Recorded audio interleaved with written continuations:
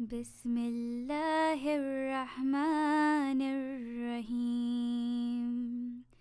I was a searcher. I always called myself a seeker of knowledge, because Christianity wasn't doing it for me. So I went over here and I went over there and I landed in Islam. The Quran, the ideas of it just kept shining like a diamond. And in fact, it was scary for me because I actually didn't want to become Muslim. I was terrified of what that might mean. I don't think I thought I would convert. I think I wondered if I ever would. When I decided to become a Muslim woman, now I had to start thinking about the reactions of others. Am I going to care? Is it going to affect me? I prepared myself with thick skin. صدق الله العلي العظيم.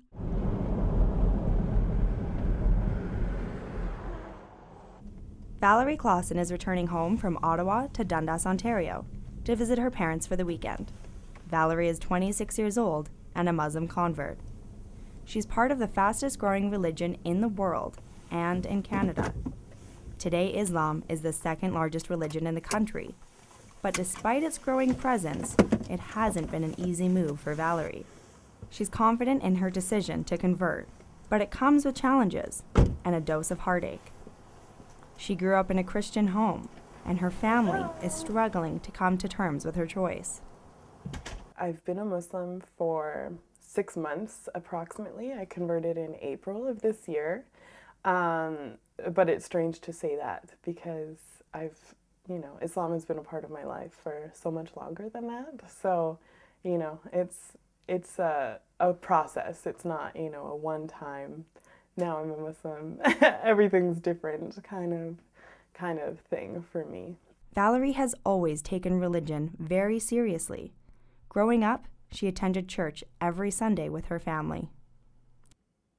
I remember going to a conference, a youth Christian conference in Toronto, and we parked in a parking lot next to a mosque. And I remember seeing all these Muslims leaving the mosque and thinking, oh, they're just, they're so close to the truth, but they're missing the key of Jesus as the Son of God, the Savior, the Messiah. In university, Valerie majored in religious studies.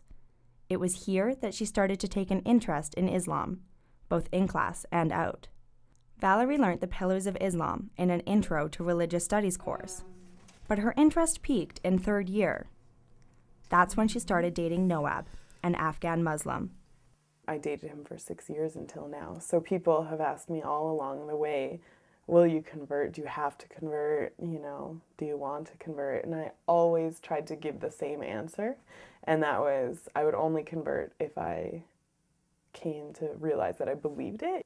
I didn't want to involve him in that decision making at all because I didn't want him to ever have the expectation that that's what the outcome would be. I told him, you need to operate your decisions with me and our life together on the assumption that I will never be Muslim, ever. I remember on the day that I converted thinking, I can't deny that this is where I'm at. Valerie's stepfather, Mark, is supportive but concerned. It's still a topic that's too sensitive for her mother. I have a fear of my daughter losing herself, being oppressed in this culture. And I remember at one time Nawab coming to the driveway to pick up my daughter, but not coming to the door. And I'll be honest with you, whether he was a Muslim, a Jew, a Christian, a Buddhist, or a Hindu, I would still say, you come to the door and you pick up my daughter. And actually I had that conversation with him, and now he does. But I had to do that, which I would have done anyway as a parent, but I did it also with this backdrop of my fears of losing my daughter to a religion that may oppress. Strangers can't tell Valerie's religion by looking at her, but Bianca Beckford is easily recognized. She converted 2 years ago and wears a headscarf known as a hijab. Bianca's husband had converted before they met, and they recently got married in a mosque in Toronto. The city has a larger Muslim population than the rest of Canada combined, but even here, Bianca's hijab draws attention. The first time I put hijab on, it took me 45 minutes to leave my house. 45 minutes of just looking in the mirror. I could probably tell you every crack and crevice on my face because I was just like, okay, if I do this, that's it. Like, you know what I mean? This is it. Like, I'm gonna have this hijab on and I'm gonna be recognized as a Muslim. Next stop, Old Brook Road. So one lady on the bus gave me the dirtiest look, and you know, you're doing the pan view. You're just on the bus and you're just looking around and you just catch, and it was just like, whoa. I looked at the lady and I was like, whoa, lady. I said, there is no reason for you to look at me like that. You don't even know me. As Bianca waits for the bus, a woman approaches her. The conversation starts off friendly, but turns to pointed questions about her hijab. It happens so often that neither Bianca nor her husband are surprised. See, Bianca is Jamaican. The other women there are Jamaican, right? So they get to talking and she hears that she's Jamaican, so automatically becomes what makes you a Muslim. And she's explaining why she's a Muslim, and she's saying, no, Jesus is the only way. The older people from my culture were very hard on me, strangers. Like, you know, just very hard. The looks people give you, like you're the lowest of the low. Catherine Bullock knows this reaction all too well. She is an expert in Islam at the University of Toronto and has published several books on the subject of Muslim women in Western society. She embraced Islam in 1991. If it was a different religion like Sikhism or Judaism, nobody would particularly care, but because of Islam's special place as sort of the enemy other in Western consciousness, it makes the conversion experience potentially really traumatic. It seems to me that there is the bulk of the stories you'll find in the mainstream media are about the veil as an oppression, and they'll find women who did find it oppressive or countries where it is oppressive, and those little stories will be blanketed out to stand in for everyone, so that the scarf stands for Muslims and Muslims stand for Osama bin Laden. I had a lot of stupid friends, like, you know what I mean, that have kind of fizzled out of my life since then because, you know, their minds, it was just, yeah, they'd ask me stuff like that, like, are you going to become a terrorist? Does that mean you're going to start bombing places? And, like, you know, are you going to, or does that mean that you're never going to speak anymore? And, you know, the conception of Muslim women is they're very docile, they're very introverted, and, you know, and I'm just not that type of person. And so everybody thought I would become that type of person because now I'm Muslim. But Bianca may have thought the same thing before she converted. She admits she didn't always have the facts on Islam either.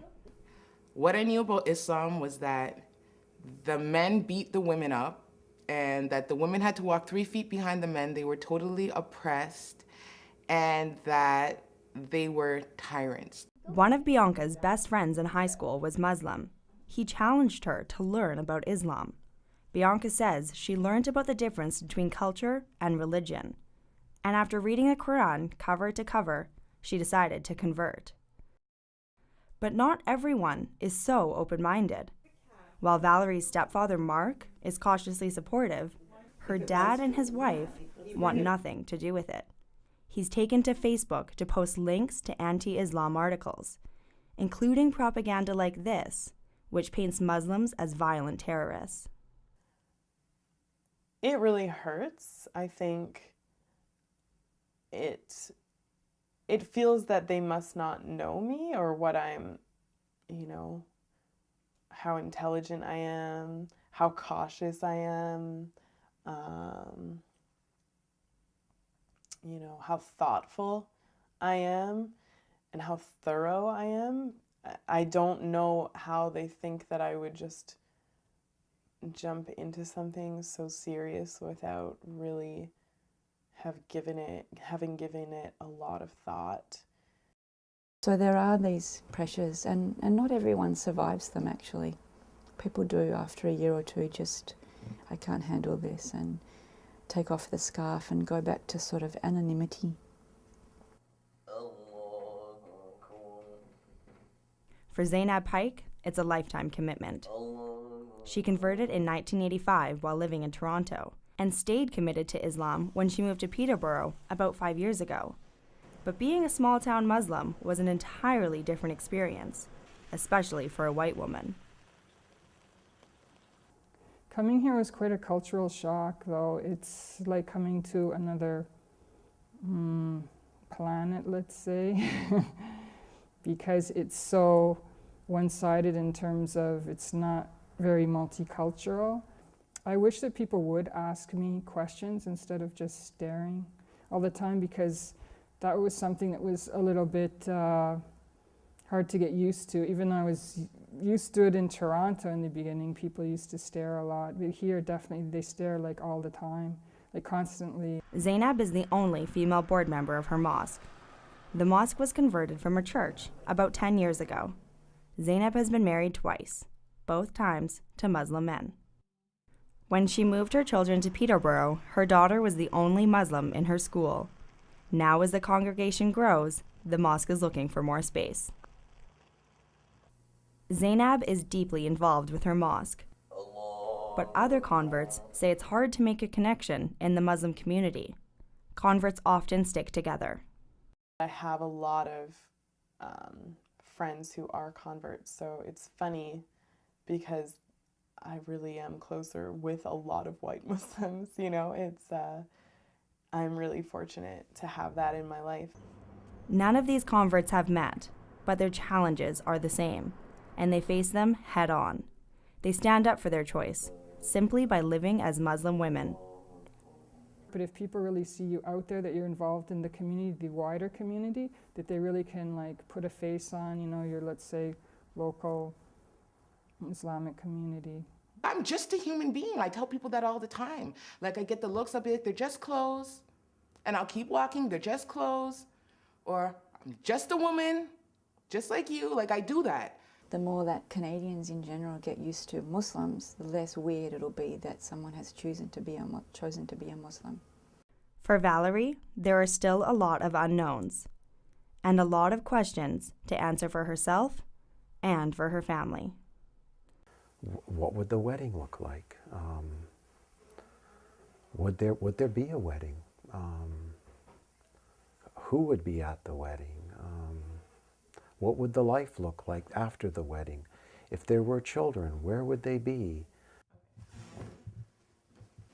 From the time of conversion, I have not known what that will mean for my day-to-day, and that will be true for the rest of my life. Do I know that I would be a good Muslim? I don't know. Do I know that I would, you know, be able to maintain a consistent approach to Islam? I don't know. I mean, I think any person of faith goes through points where, you know, they're not as committed, or where it's harder, or where they're questioning more. But my intention is to, you know, to continue my life as a Muslim. For the Ryerson Documentary Unit, I'm Allison Hall.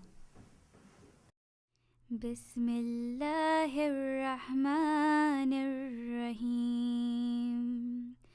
الحمد لله رب العالمين الرحمن الرحيم مالك يوم الدين إياك نعبد وإياك نستعين